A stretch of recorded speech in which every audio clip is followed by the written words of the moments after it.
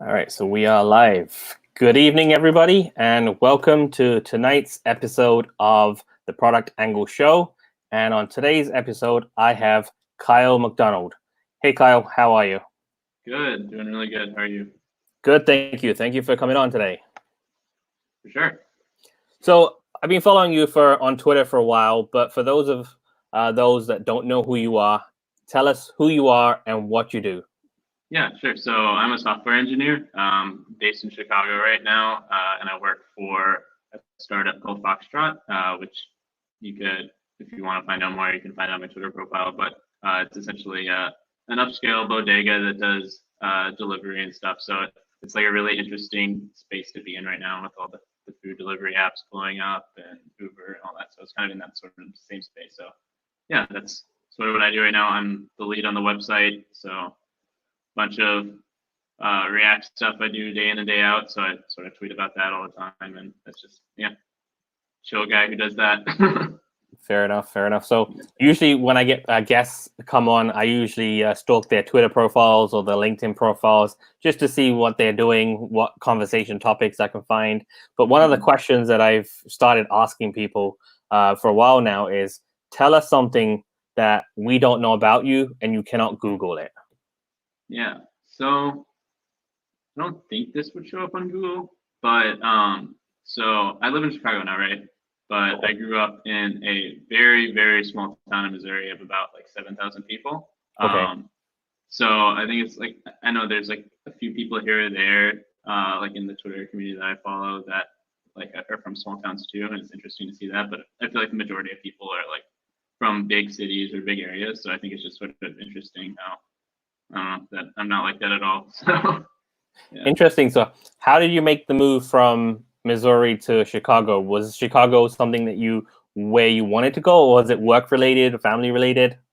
Yeah, I mean, I don't think when I was in college I had any inkling of where I wanted to like settle down initially. Like I was just kind of going with the flow. And then I ended up getting an internship actually at my previous employer between my junior and senior year of college up in Chicago, and then offered me a full-time position afterwards. So it just like kind of ended up, and I mean, I didn't. Makes sense. Wasn't much choice in the matter for me. I just was like, okay, that sounds cool. Yeah, fair enough. Makes sense. So yeah. You started some side projects. Talk us through, I know of two. There may be more, but I know of two side projects. Talk us through some of the side projects you started. Yeah, so in recent memory, like granted, I've been doing so many stupid little side projects since I was like a teenager, but like most recent memory, like Iron Mike was the bigger one that me, Sonny, and Leon Hitchens did together, and it was just sort of a website where you could go to and like generate a website for your podcast, which in concept was a pretty good idea. I think the tech behind it's pretty good. I think our execution of marketing and customer acquisition wasn't the best, and we just didn't really expand on it after the initial like project was finished. So I don't know, kind of a thing sitting there that we might do in the future, but also kind of just don't want to do it at the same time. It's kind of just in flux. But so there's Iron Mike, right? And then more recently, I've been toying around with PodClip, which is currently just sitting there in MVP format. But I think there's enough there where I can actually, I think, build something more on top of what I have right now. And I've been slowly doing that on the side, but not totally in love with the project idea just yet. So we're just kind of see like where that ends up. Fair enough. Where do you get the idea from for PodClip? I mean, I think it's useful. You know, you're listening to a clip and you want to share something online. It makes it super easy to put in the time parameters, if you will, and then clip it. So, I mean, talk us through some of that process, the thinking of, okay, let me work on this, or here's an idea that I want to explore. Yeah. So during my time, like at my old job, I did a lot of stuff with working with audio players, like HTML audio players, and like I've learned they're really, really bad and hard to work with. And most clip sites that I found before, like probably have a lot of overhead where they have to actually clip the physical audio file, save the audio file, and then push it up. With like PodClip, I have like literally no overhead. I'm literally just like telling the player to start at a certain time and end at a certain time. So it's like really easy. And I was just like I was looking for like, I'm not passionate about like that idea at all. I was more looking at it from like a cost analysis perspective where, wow, I can do like all this functionality for like very little overhead. I don't know. And like coming up with ideas like is always hit or miss with me. I think this was more like a brute force thing. Like it didn't come naturally. It was just kind of like, I want to do something right now. And that was what was on the top of my mind. So, Fair enough. I think it's a great idea. I mean, I've used it a couple of times and it just makes so much sense and so much easier to, instead of having to download it, import it, and then cut the pieces that you want and then back export it out back of, your whatever software you're using and then upload it to Twitter or LinkedIn, whatever, platform that you're on. It just does it for you right there and then. And I think it's super easy. So I really like that. Mm-hmm. Cool. Thanks. And then Iron Mike, you started with Sonny and Leon. I'd love to. I think I've heard this story once. How do you guys meet? Because it's a pretty interesting story that how you guys all met, and you guys are friends for over 10 years. Yeah, I think so. It definitely was not on purpose. Like, we all were like kind of in the same space when we were like younger, where we were like trying to like do something on the web, and they're like, oh, like I want to make a website, but not really ready to learn how to code. So we all ended up on webs.com, or free webs, what it was back in the day. And for whatever reason, every free webs site had like an XAT chat on it, is what it was called. And for whatever reason, on top of that, Sunny's chat was like the most popular one. So like we were all in there like hanging out and chatting, and then like there was a lot of people that were in there that like I'm still friends with on Facebook. I remember a lot of them like moved on to like totally different things outside of tech, or like like there's a lot of people there, but for some reason, me and Leon and Sunny always stayed in contact over the years, and then it just ended up being that you're like, okay, well, we're still here. Let's build something cool together. Like, and that was pretty much it. Fair enough. That's cool. Now, you started a podcast called Get Reset a while ago, and I liked how you had it. You had a concept where you spoke to other people, but towards the end, maybe the middle area, I don't remember exactly, but you had this unique twist of a game or something along that line. So talk us through your podcast. I know you've stopped recording it for time differences and other reasons, but just talk us through your idea and how you came about creating that game mid conversation. Yeah, so like the premise of the podcast was like most tech podcasts I listen to, which is like kind of like cut and dry, like it's like the same thing every time. And I wanted something where it's just like people came on and they didn't know what to expect, and like it was fun and stuff like that.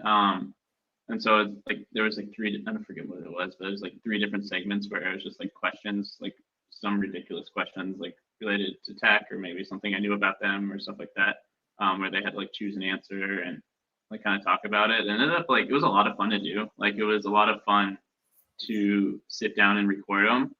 And I like really enjoyed that. I still wouldn't like enjoy doing that. The parts I hated, which is why I stopped, was trying to schedule. Like it's such a pain in the ass. Like I'm busy, everybody's busy. We're across the world. A few times I filmed a podcast like 3 a.m, and it was just like, I don't want to do that. And then editing the podcast and managing, like it's just like a lot of work. And like I know if I probably would have stuck with it, it would have grown. But just like not seeing that initial growth, I think kind of like made me not want to continue it. It's just like the effort I was putting in wasn't worth it. And I don't know, like it's probably not the best outlook to have and things, but that's just where I ended up with it. So something I think maybe in the future I'd pick back up again, maybe in a more sustainable way. But yeah. Yeah, definitely. I mean, I feel your pain. I mean, I started a podcast back in 2018 and I was all gung ho, I have a podcast. I'm going to meet people, have interviews and chats and what have you. But then, over time, I enjoyed the actual recording and meeting people and having those conversations, but I hated the editing. And, I started recording more than I was actually releasing. And all of a sudden I had about 18, 19 different episodes and I hadn't released any. And, hard drive sitting on my desk and thinking, am I going to really get around to doing these? And I released one just for the sake of getting something out there in the world. And then I decided to scrap it. I filed for, podcast bankruptcy, if you will, and I just let go of the 17, 18 other episodes I had, just because I couldn't find the time, or I didn't want to find the time to edit those episodes. And since we're all in quarantine right now, most of us are, I found this, I started thinking about streaming, and there's no editing involved. So that's why I love this concept now, because I can talk to people and it's live, but also it gives me a video at the end where I can just upload it, or it's already on YouTube and it's there forever now. So I don't have to worry about editing sound, making fancy graphics or anything like that. It's all done through this. So I find that super easy, and I feel like it's working right now. I don't know what will happen in the future, but for now it's working. It's fun. Yeah. I mean, that the only rough part of that is the scheduling part, and that's you throw a Calendly link up there and figure it out. Like, the editing is makes a lot of sense. It's still tough to find people, but right now I think because there aren't other things competing for people's time, it makes it easier because everyone's home, right? Whereas in the normal day of life, everyone has a million things to do and they're rushing around, and it makes it harder. Yeah. So trying to make the most of this opportunity, if you will. For sure. So moving on to engineering, how did you get into engineering? Is this something, we spoke earlier that you've always built stuff from a young age. You wanted to build things on the web. What really, I guess, drove you to build things? Was it something that you enjoyed doing, or did you have some influential, parents, brother, sister, who kind of like helped you push you along into that engineering area? Yeah, so I think like even from a young age, I've always had a curiosity of like how things worked and like what I could do and how I could build like that thing or something like that.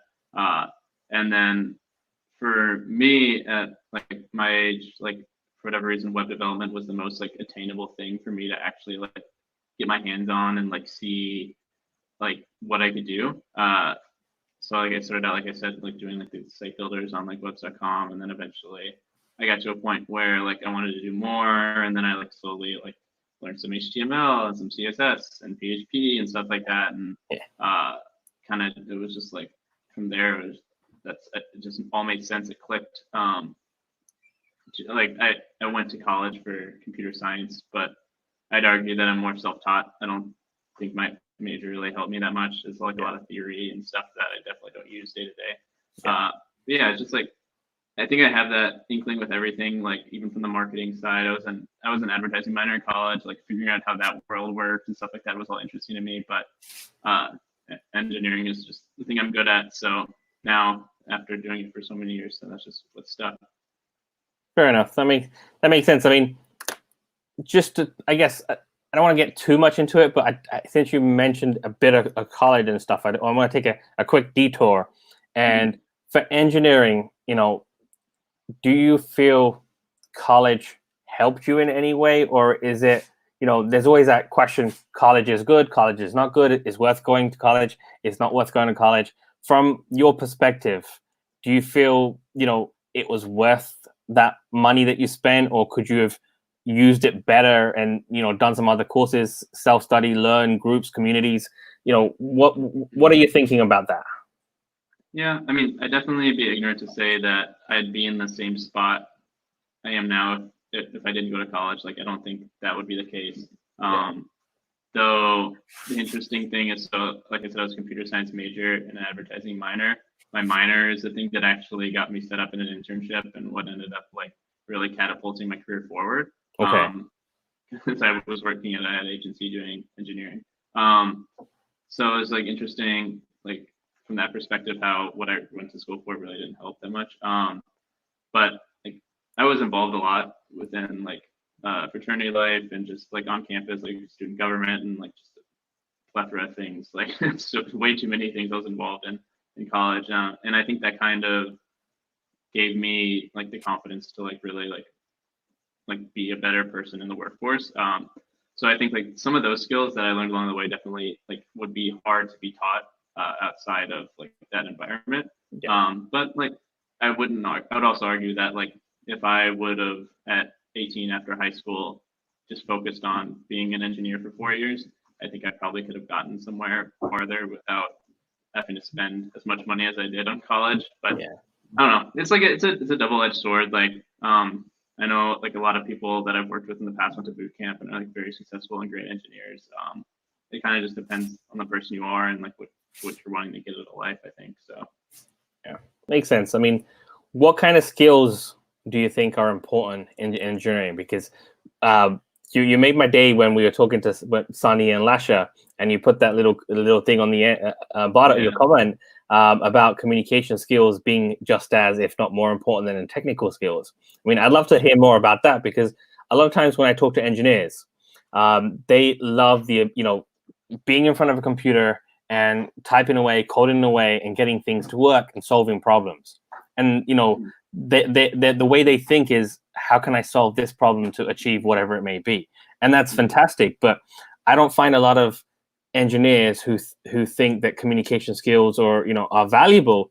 And that statement just made my day, because that's really what I want to try and put the message out there in the world. So I'd love to hear more about why you think communication is important. Yeah. So I think I don't know why communication is such like a thing where people in engineering think it's not important. Like, I wouldn't say I'm an expert or like great at it by any means, but it's something that I'm like conscious of like trying to be better at communicating, or like making sure I'm phrasing stuff in a way that maybe a non-technical person would understand when we're having conversations like cross disciplines and stuff like that. Yeah. But like half of like the problems that I run into with engineering and like working with other developers is just like, if you would have just talked about it first, like it would have been okay. Like we would have figured it out beforehand and not gotten in this mess. Or like, it's really easy when you're sitting there in front of your code editor and trying to figure out problems, that the solution that you come up with is the best solution because it's your solution. But like, if you have other people's opinions, and especially opinions of people who aren't technical, like you'll end up with a better product at the end. Yeah, it's just like, and the thing I was talking about with you, or like in that comment, was how early in your career, like communication as a developer is like extremely important.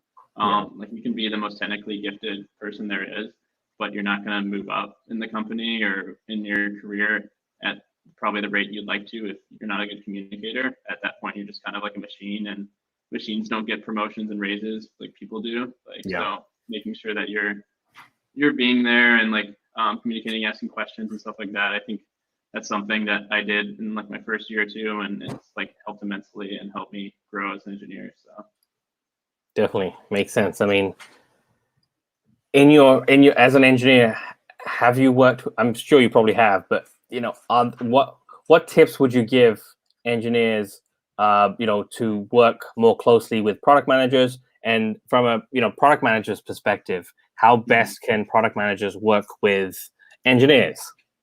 Yeah, so in my last job, I worked across, I was at an advertising agency. We had lots of different clients, so lots of different accounts, which also meant that there was a project manager on every different client and account. So working with all these different like people and personalities, you kind of have to figure out the best way to deal with them and stuff like that. But like the best way, like majority of the time with project managers, is for whatever reason, developers think that they're like the enemy, and they're trying to make your life harder and more difficult, when in all reality, they're just like, I just want to get this done as much as you do. Like, come on, man. Like, so I think just like having that expectation going into it, and like level setting that like they're here to help. They're like, that's literally what a product manager is there for. Like if they weren't there, you have to go and figure out like, oh, this is the requirement we need. This is the requirement we need. Like they have all the knowledge that you need to complete the product. So I don't know. Like I think not every engineer, but a lot of the ones I worked with have like a really negative outlook on that, which is a shame because they shouldn't. But yeah, I think just, I mean, yeah, that's pretty much it. Fair enough. I mean, now, what's the best? Maybe not the best way, but what's an example of sizing and scoping a project, right? Because at the end of the day, product managers and then business leaders, they always want timeframes, right? How long is it going to take to get this implemented? How long do you need? There's a lot of business folks who are very calendar driven, and I don't think roadmaps should have dates. Some people do, some people don't. But in terms of let's say a project or a scoping requirement comes across your desk. How do you think about sizing and scoping, and what's the best way to work with the product team on sizing and scoping? Yeah, that's always an interesting one, because especially if it's like at the point of like the beginning of a new project or something you really don't know about, like trying to figure out like what little road bumps and like stuff you run into like isn't easy. So I always like make my like estimation way longer than it probably should be, and then most of the time deliver way earlier than it should be, and then nobody's gonna complain about that. So I don't know. I feel like that's something. The more I do, the more I'll like learn. But I think that's like the safe bet. If you have no idea, just like make up some insane number, and if they're like, okay, like 2 weeks, that's fair, and you're just like, shit, like that might take me a day, but we'll see what happens. But I don't know. I think that's the best way. It's definitely not foolproof, but it makes sense. I mean, because a lot of times it's a good conversation to have where an engineer might say X amount of time, and then you try and break it down backwards as to what's really happening during those days. And and Sonny says overestimate and over deliver. But from a business perspective, everybody wants the shortest time. Why does it take so long, right? And I know from an engineering perspective, your goal is to make sure that code is as healthy as possible, and as soon as you start building on it, you don't want it to start falling apart. So I get from that perspective, you want to make sure that code is solid, but then there's always that demand from business. Why is it taking so long? And that balance is interesting. Yeah, I think like a lot of that can be counteracted again by just communication. I think something that like business leaders struggle with is like when you're like writing tests for your code, they don't see the immediate impact of that. So making sure that they're educated on like what you're doing to a certain extent and like why things take longer than other things. I think especially if you educate the project manager on that, like it like helps a lot. So the like communication lines and expectations are a little more open. And so everybody's on the same page. But just like just educating, like I don't know why this isn't like it is a thing in some respects, but I see a lot of like companies where it's just like very siloed. Knowledge is held with one person and not spread around, but like we just share what's in your head, like that's what everybody's there for. So definitely. How I guess besides the communication skills that we've talked about, what other skills do you think are necessary to be a successful engineer? I think being quick is like something like that will put you ahead. I think making sure that you're spending time on the right things and not spending time on the wrong things just to make something perfect is like a good skill to have. Like, of course, if you spent like a month making a project perfect, completely flawless, like that would be great. But if you could have done that same thing to like 98% and it take a week, like everybody would be happier. You might run into like a little problem down the road, but like most of the time you won't. So I think like a lot of the things that I see with especially like more junior engineers is like trying to make everything perfect. And that's just not reality. And like it's just making sure that you're focusing on the right things for sure. Got it. What about talking to the customers and getting feedback? How much involvement do you think engineers should have, from that perspective? I think very little. I think that's why you have your marketing people who are actually doing that and the project manager who's vetting that and stuff like that. I mean, I think it's valuable for engineers to know user feedback, but I don't think that they should be like the ones doing it. Be like being super involved in it. They have other things to focus on, right? Fair enough. Now, what are some of the lessons that you've learned, along the way that you think that someone who's, actually put it this way, what do you know now that you wish you knew when you started your engineering career? There's a few things. The first thing being is, even if you think you know everything, you don't. Like, even if it's something that you've written from the ground up, you don't know all the little ins and outs of it until something goes wrong. And that's okay. Like, nobody expects you to be 100% responsible when something goes wrong. Like, you can fix the issue you made and move on, and it's okay. And also, like, ask questions. Like, the people that are there to like be your teammate.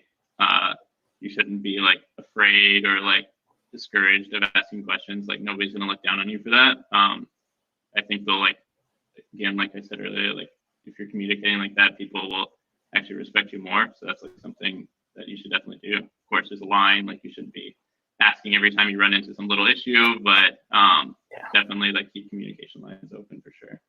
Definitely, I like that. Now, if someone's thinking of getting into engineering, what advice would you give to them? I mean, the old age question is what language should I learn? But besides that, what advice would you give to somebody thinking of either starting a career in engineering, maybe transitioning into engineering? Talk about what you think they should be doing. Yeah, I mean, I think it depends a lot on the person.